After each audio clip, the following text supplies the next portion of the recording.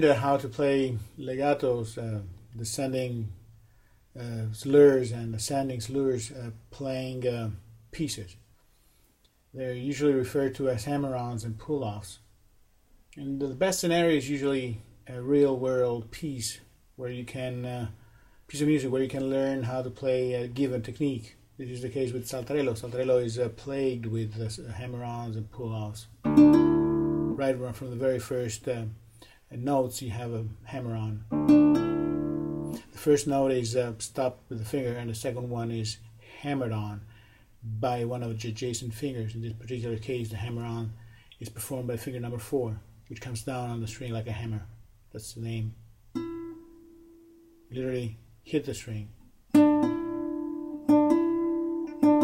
And although it's a natural impulse to just look at the left hand and the fingers, the hammer-on is actually a technique performed by the forearm, the wrist, of course, and elbow, and of course the hand. It's like a rotating motion of your wrist like that. Although I'm definitely exaggerating the movement here, that's actually what's happening. You're really working with the palm of your hand, and the arm, the whole arm is actually performing the hammer-on.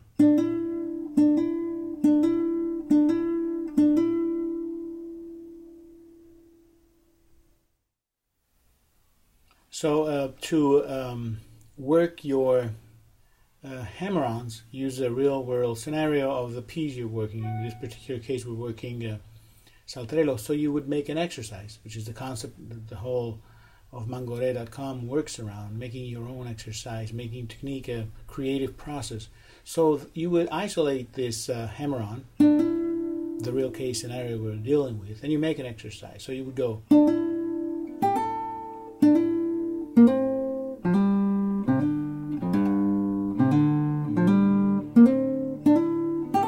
And you would take it throughout the fingerboard. You can go up and down. Again, creative means you make it up. It's your exercise. I'm just giving you a few pointers.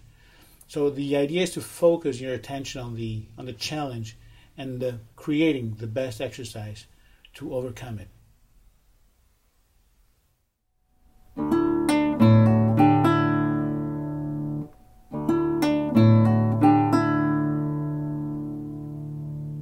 This is part of Saltarello again, and here we are performing a series of ascending slurs or pull-offs.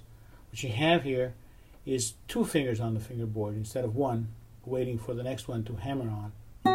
This is the hammer on. And the pull-off, what you have is the 2 fingers performing the slur on the fingerboard.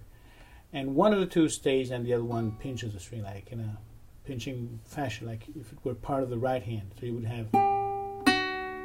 And here again, it's not really the finger performing the slur, but it's really the arm. The finger is in a fixated form. It's like in a casting, and it's actually the hand pulling off from the fingerboard that's actually making the slur. So you go, it's like a pendular type motion.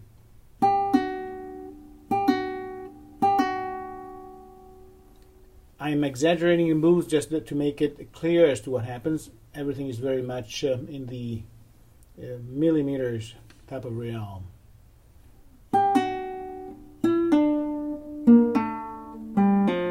Here too you have to make your own exercise. So say you're working on this particular pull-off, you make your own exercise, something like